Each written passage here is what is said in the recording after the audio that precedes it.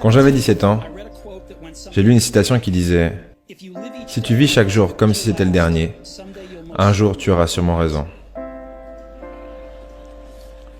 Ça a eu un impact sur moi.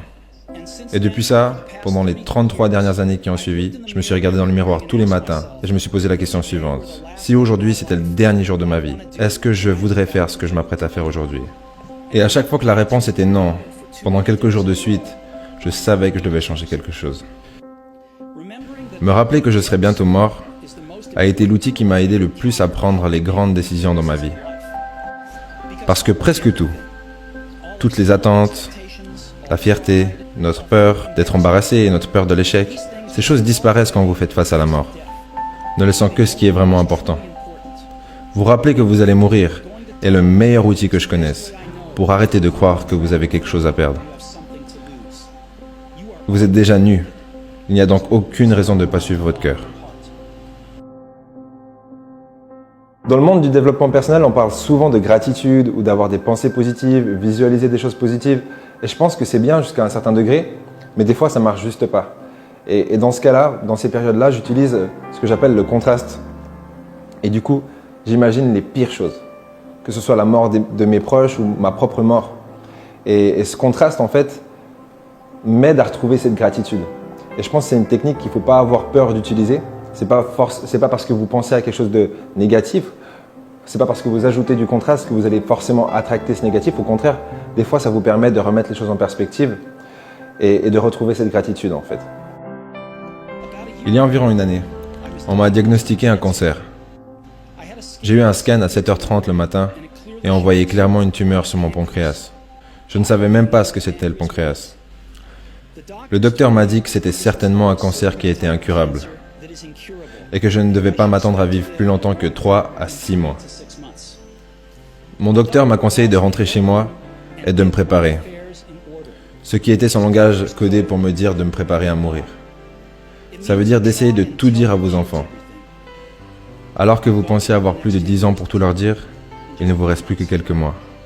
Ça veut dire qu'il faut s'assurer que tout a bien été organisé, pour que ce soit aussi facile que possible pour la famille. Ça veut dire qu'il faut dire au revoir.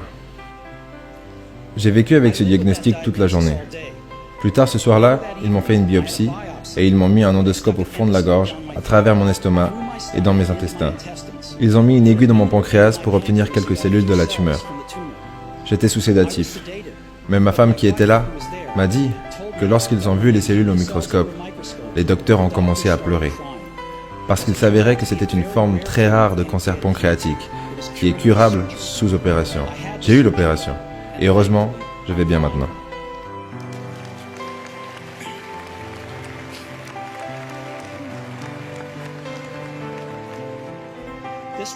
Je n'ai jamais été aussi proche de la mort. Et j'espère que je n'aurai pas à m'en rapprocher avant de nombreuses années. Ayant survécu à tout ça, je peux aujourd'hui vous en parler avec plus de certitude qu'à l'époque où la mort n'était qu'un concept intellectuel. Personne ne veut mourir. Même les gens qui veulent aller au paradis ne veulent pas mourir pour y aller. La mort est la destination que nous partageons tous. Personne n'y a jamais échappé. Et c'est très bien comme ça, parce que la mort est sûrement la meilleure invention que la vie ait créée. C'est ce qui permet le changement. Ça supprime le vieux pour laisser la place au nouveau.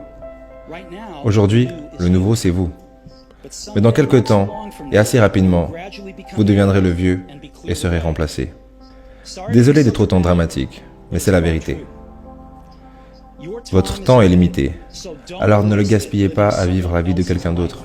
Ne vous laissez pas piéger par des idéologies. Ne soyez pas le résultat de l'opinion des autres.